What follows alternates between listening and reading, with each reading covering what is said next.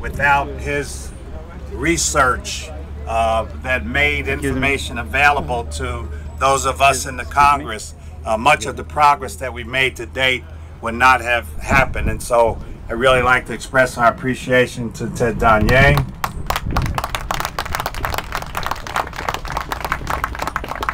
Also a person who has worked so many years in the cause of freedom for Sudan is here. As you know, he worked for a refugee organization and then joined the U.S. State Department to assist them in the CPA legislation and implementation.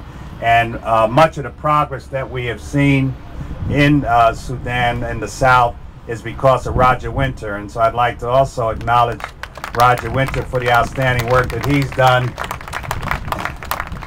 And a gentleman that Roger says actually preceded him, and I just have the privilege to meet him today for the first time, Mr. Alan Reed, who has been active since 1966, he says.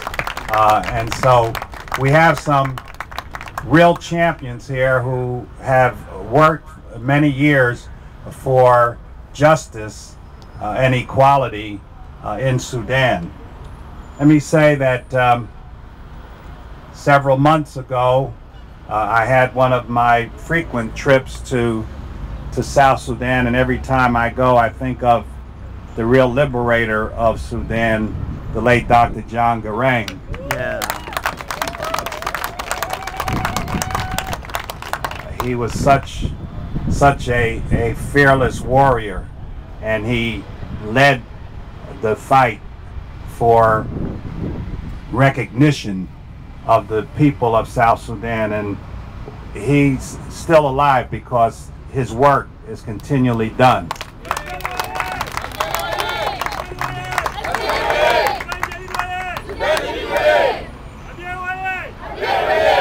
Thank you. The trip I took recently, the last trip, we went to several cities in South Sudan. We visited Juba and Ye and Nimali and Boma, and had a chance to see the work that's being done by South Sudanese in the development and the hard work of rebuilding your country. And it was great to see young people also involved in the new Sudan, the new South Sudan.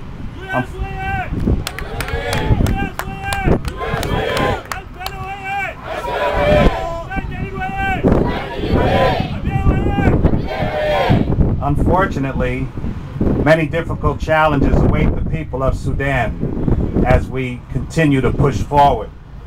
As long as the brutal dictatorship of the Bashir regime remains in power, the people of Sudan will continue to suffer. Bashir must go. Bashir must go. Bashir must go. Bashir must go. Bashir must go. Bashir must go. We should really suggest that the AU, which has a protocol now that says that no state should be recognized that is taken over by a military coup, should expel Bashir. He's not elected by anyone. Yeah. He is not a representative of the people, and he's illegitimate.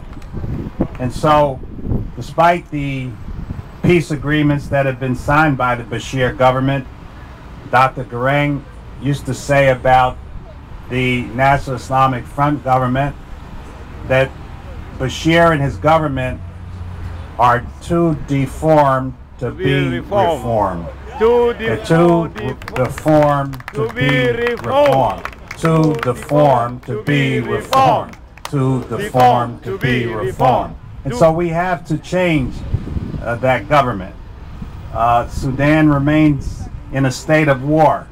As you know, in May of 2008, the Bashir forces and their armed militia burned Abyei to the ground and forced tens of thousands of civilians to flee their homes for their own safety.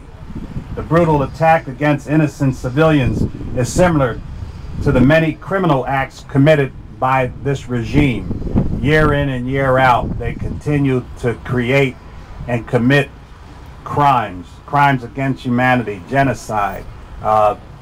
This is an illegitimate regime, and in the new millennium, we cannot continue to allow a government like that to continue.